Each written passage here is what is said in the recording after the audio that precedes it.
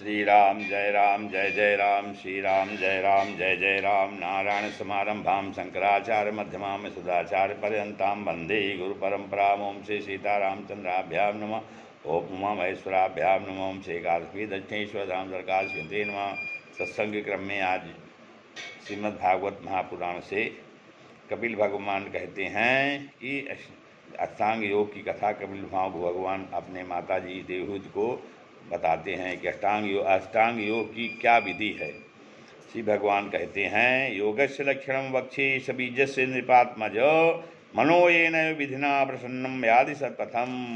कि कपिल भगवान कहते हैं कि माता जी अब आप जो है मैं आपको सबीज योग का लक्षण बता रहा हूँ, जिसके द्वारा चित्त जो है शुद्ध एवं प्रसन्न होकर परमात्मा के मार्ग में प्रवृत्त हो जाता है। कहते हैं यथाशक्ति शास्त्र विहित स्वधर्म का पालन करना तथा शास्त्र विरुद्ध आचरण का परित्याग करना, प्रारब्ध के अनुसार जो कुछ मिल जाए उसी में संतुष्ट रहना, आत्मज्ञानियों के चरणों की पूजा करना और विषय वासना को बढ़ाने वाले कर्मों से दूर रहना, संसार बंधन से छुड़ाने वाले धर्मों में प्रेम करना, फिर और पवित्र और परमित भोजन करना, निरंतर एकांत और निर्भय स्थान में रहना और मन वाणी शरीर से किसी जीव को न सताना, सत्य बोलना, चोरी न करना, आवश्यकता से अधिक वस्तुओं का संग्रह न करना, ब्रह्मचर्य का पालन करना, तपस्या करना, धर्म पालन के लिए कष्ट सहना, बाहर भीतर से पवित्र रहना, शास्त्रों का अध्ययन करना, भगवान की पूजा करना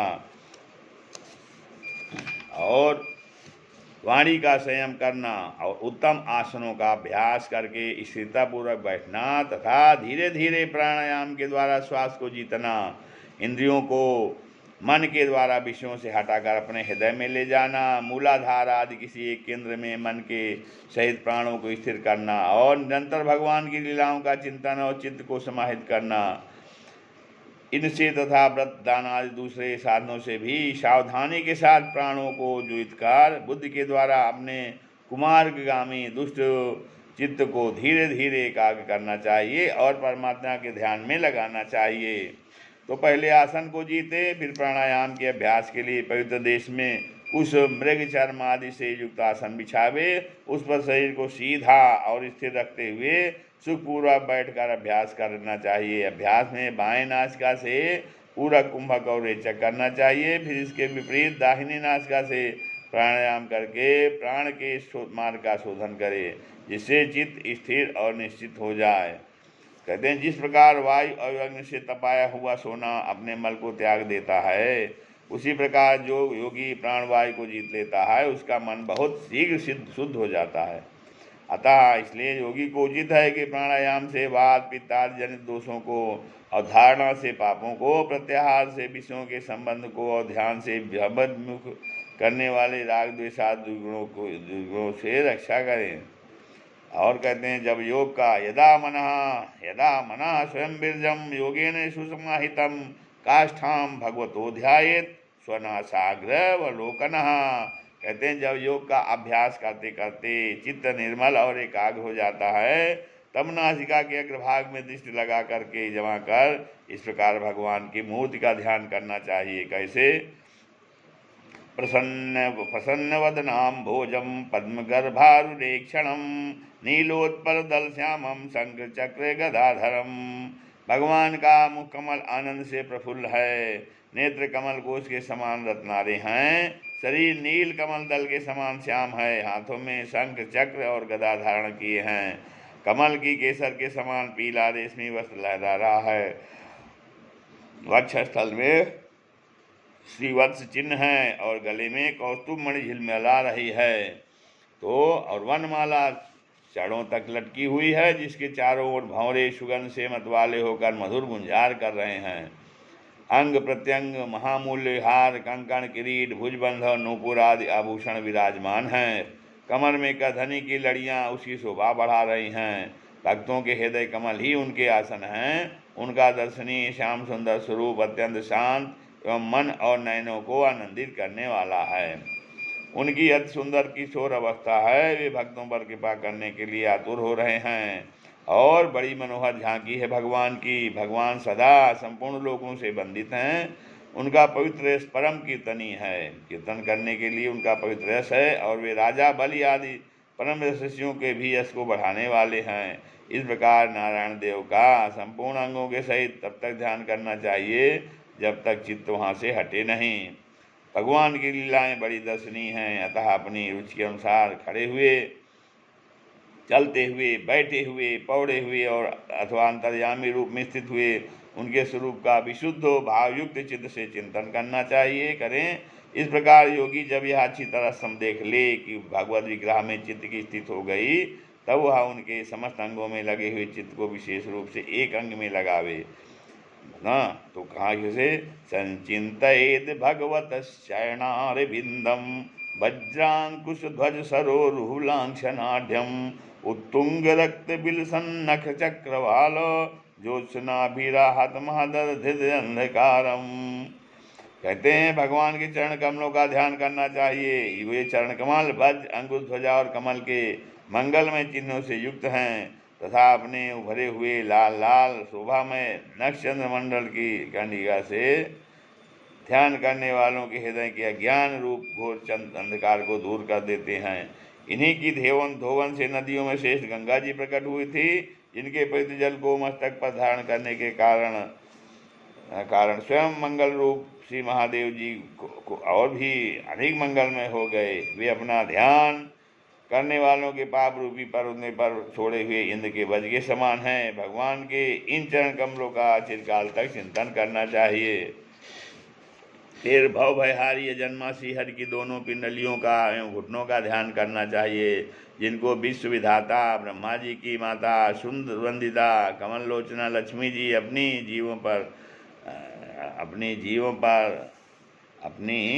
जांघों पर रखकर अपने कांतिमान कर किशलयों की कांति से लाड़ती रहती हैं। भगवान की जांघों का ध्यान करें, जो अलसी के फूल के समान नीलवर्ण और बल की निधि हैं तथा गरुड़ जी की पीठ पर शोभायमान है। भगवान के नितंब का ध्यान करें, जो ओड़ी तक लटके हुए पीताम्बर से ढका हुआ है और उस पीताम्बर के ऊपर पहने हुए सुवर्णमयी करधनी की लड़ियों का आलिंगन कर रहा है। संपूर्ण लोगों के आश्रय स्थान भगवान के उदर देश में स्थित नाभ सरोवर का भी ध्यान करना चाहिए। इसी में से ब्रह्मा जी का दुर्भूत आधारभूत सर्वलोक में कमल प्रकट हुआ है। फिर प्रभु के शेष मरकट सदिश दोनों स्तनों का चिंतन करें, जो अस्तस्थल पर पड़े हुए शुभ हीरों किरणों से गौर जान पड़ते हैं। इसके पश्चात पुरुषोत्तम भगवान के वक्षस्थल का ध्यान करें, जो माँ लक्ष्मी का निवास स्थान है और लोगों के मन एवं नेत्रों को आनंद देने वाला है। फिर संपूर्ण लोगों के बंदनी भगवान के गले का चिंतन करें, जो कस्तूर मणि को भी सुशोभित करने के लिए नहीं है। और फिर जो है उसके पश्चात पुरुषोत्तम भगवान के वक्षस्थल का ध्यान करें, और जो महालक्ष्मी का निवास स्थान और लोगों के मन और नेत्रों को आनंद देने वाला होता है। फिर संपूर्ण लोगों के बंदनी भगवान के गले का चिंतन करें, जो मानव कस्तूर मणि को भी सुशोभित करने के लिए ही उन्हें धारण करता है। समस्त लोकपालों की आधारभूता भगवान की चारों भुजाओं का ध्यान करें, जिनमें धारण किए हुए कंकणादि आभूषण समुद्र मंथन के समय मंदराचल की गदगद से और भी उजले हो गए हैं। इसी प्रकार जिसके तेज को सहन नहीं किया सकता, उस 700 धारों वाले सुदर्शन चक्र का तथा कर कमल में राजहंस के समान विराजमान शंख का चिंतन करना चाहिए। फिर विपक्षी वीरों के हृदय से सनी हुई प्रभु की प्यारी कौमुद की गदा भवनों के शब्द से गुंजायमान मनमाला का और उनके कंठ में सुशोभित संपूर्ण जीवों को निर्मल तत्वरूप कौस्तुभ मणि का ध्यान करना चाहिए। भक्तों पर कृपा करने के लिए ही यहाँ साकार रूप धारण करने वाले श्री हरि के मुख कमल का ध्यान करना चाहिए, जो सुगंध नासिका से सुशोभित हैं और झिलमिलाते हुए मकराके कुंडलों के हिस्से से हिलने से